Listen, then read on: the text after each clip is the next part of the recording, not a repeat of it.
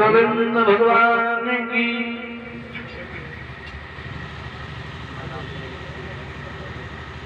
श्री हरिगंगा के किनारे बैठे व्यास नंदन महाराज परीक्षित को सावधान कर रहे हैं। सुनिए परीक्षित, इस भूतल पर भगवान राम का अवतार क्यों हुआ और कैसे हुआ और कब हुआ?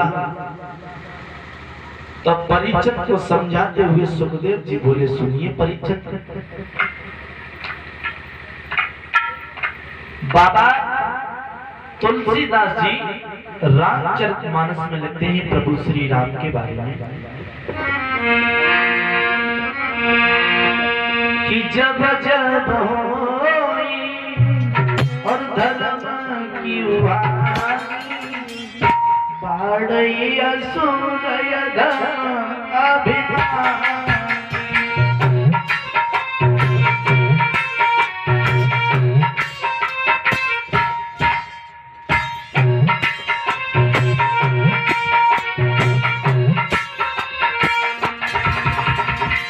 बाबा तुलसीदास जी लिखते हैं श्री रामचरितमानस में,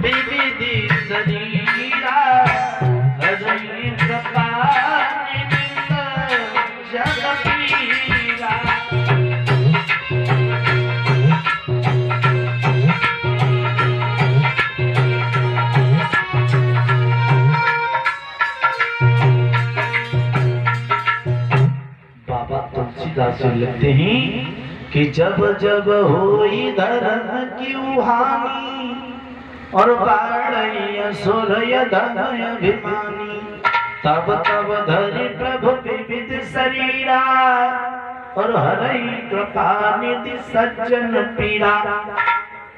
बाबा जी ने तो ये लिखा, लेकिन तब तक दूसरा विद्वान खड़ा हो गया और कहने लगा, बाबा जी आप गलत कह रहे हो, भगवान इसलिए थोड़ी आए। बोले किस लिए आए? बोले सुनो, भगवान इसलिए नहीं आए। बोले फिर क्यों आए?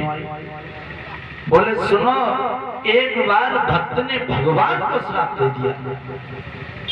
भक्त ने भगवान को श्राप, परीक्षित असमंजस में पड़ गए। सुखदेव से कहा, महाराज मुझे संक्षेप में समझाइए, भला भक्त और भगवान को श्राप कैसे दे सकता है? कहा, सुनो परीक्षित, जब भोले बाबा मैया सती को कथा सुना रहे थे, तब एक बार देव ऋषि नारद ने घनघोर तपस्या की, और घनघोर जब तपस्या की तो इंद्रदेव ने कामदेव को भेजा कि जाओ नारद की तपस्या को भंग करके, नारद की तपस्या को भंग करके आओ। तो इंद्र के कहे अनुसार कामदेव नारद की तपस्या को भंग करने गया, लेकिन महाराज परीक्षित, कामदेव ने एड़ी से चोटी तक की ताकत लगाई, लेकिन देव ऋषि नारद का कुछ नहीं कर पाए।